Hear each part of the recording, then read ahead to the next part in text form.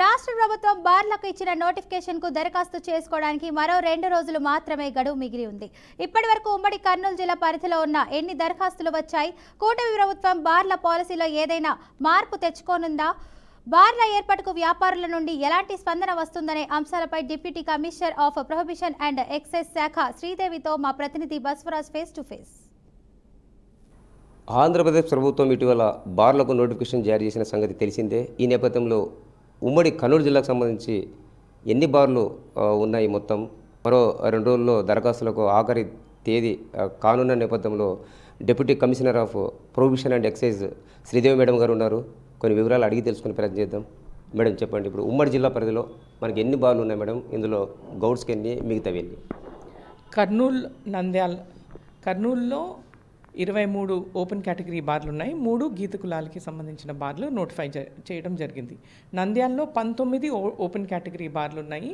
2 గీత కులాలకి సంబంధించి నోటిఫై చేయడం జరిగిందండి.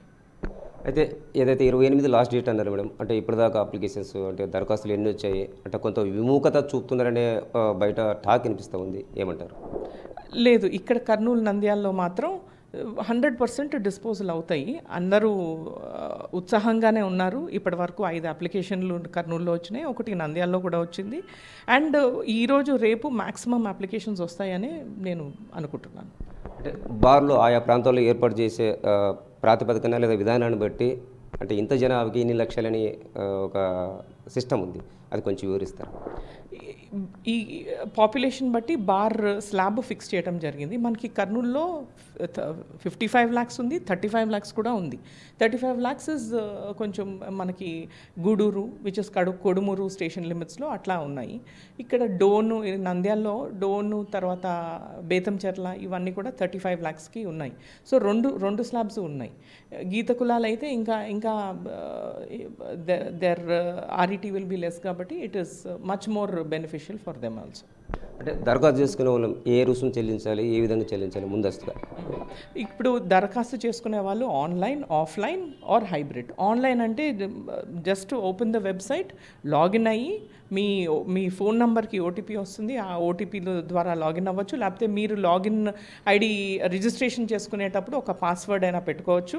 ఆ లాగిన్ అయిన తర్వాత మీరు ఏ జిఎస్ఎల్ నెంబర్కి అయితే మీరు అప్లై చేస్తున్నారో మీరు సెలెక్ట్ చేసుకున్న తర్వాత పేమెంట్ ప్రొసీజర్ డైరెక్ట్గా చేస్తే ఇంకా మీరు ఆఫీస్కి కూడా రానవసరం లేదు. డైరెక్ట్గా గేట్ పాస్ డౌన్లోడ్ చేసుకొని డ్రాల్ ఆఫ్ లాట్స్ ప్రాంగణంలోకి డైరెక్ట్గా వచ్చేయచ్చు. అదే ఆఫ్లైన్ అయితే if you are not online చేయటం ఇష్టం లేదు అన్న వాళ్ళకి you can always approach our office. మేము రిజిస్ట్రేషన్ పద్ధతిలో రిజిస్ట్రేషన్ చేస్తాము. అండ్ మీరు ఏ జిఎస్ఎల్ నంబర్కి అప్లై చేస్తున్నారో మీరు చెప్తే మేమే అప్లై చేస్తాము. మీరు డీడీలు పట్టుకొస్తే సరిపోతుంది. 2 డీడీలు తీసుకోవాల్సి వస్తుంది. ఒకటి citizen challan or DD for the non refundable 5 lakh fee. ఇంకొక డీడీ కమిషనర్ పేరు మీద ఫర్ ప్రాసెసింగ్ ఫీ 10,000 తీసుకురావాల్సి వస్తుంది. డీడీ కమిషనర్ గారి పేరున తీసుకు payable at Vijayawada in favour of commissioner prohibition and excise. అంటే బార్లు గతం నుంచి ఉన్నాయి మేడం, అంటే గతానికి ఇప్పటికి ఏదన్నా పాలసీలో సిస్టమ్ ఈ ప్రభుత్వం కొత్తగా ఏమి తీసుకొచ్చిందా? గత పాలసీనే పాత పద్ధతులు ఈ పాలసీలో ఇప్పుడు మోనోపొలీ ఒకటి ఉంది. ఎందుకంటే అన్ని షాప్స్ 10 గంటలకి వితౌట్ ఫెయిల్ వీఆర్ క్లోజ్ చేస్తున్నాం. దానికి సంబంధించి ఒక ప్రత్యేకమైన యాప్ కూడా డెవలప్ చేసి, ఎక్సైజ్ ఐ యాప్ డెవలప్ చేసి వీఆర్ ఎన్ష్యూరింగ్ దట్ 10 o'clock కల్లా మూసేస్తున్నాం ఆల్ షాప్స్. ఇప్పుడు 50,000 పబ్లిక్ ఉంటే 35 lakhs అన్నారు, అదేవిధంగా 5 lakhs అబౌవ్ ఉంటే 55 lakhs అన్నారు. ఈ అమౌంట్ అంతా వాళ్ళకి ఇన్స్టాల్మెంట్ ఉందా లేదా ఏకదం కట్టాలి? ఎస్, కరెక్ట్ అండి, గుడ్ క్వశ్చన్. 6 installmentsలో కట్టొచ్చండి. సో అది ఎవ్రీ మంత్ ఎవ్రీ 2 monthsకి ఒకసారి కట్టాల్సి వస్తుంది కాబట్టి వాళ్ళకి రన్నింగ్ క్యాపిటల్ అనేది ఇట్ విల్ సర్క్యులేట్ చేసుకోవచ్చు. వాళ్ళు బిజినెస్ చేసిన తర్వాత they can go for the next instalment. So it is very user friendly, it's very businessman friendly. ఈ ఫీల్డ్లో లేని వాళ్ళు కూడా మేము ప్రోత్సహించాలనే ఉద్దేశంతోనే ఈ ఫీల్డ్లో లేని వాళ్ళు కూడా ఇట్లా బిజినెస్ స్టార్ట్ చేస్తే they will definitely be successful. It is very business friendly. ఏదైతే డీసీ మేడం గారు చెప్తున్న దాన్ని బట్టి ఈ బార్ల పాలసీ కొంత వెసులుబాటు కల్పించడానికే, అంటే రాత్రి 10కి క్లోజ్ కావాల్సింది 12 వరకు టైం పెంచడం జరిగింది.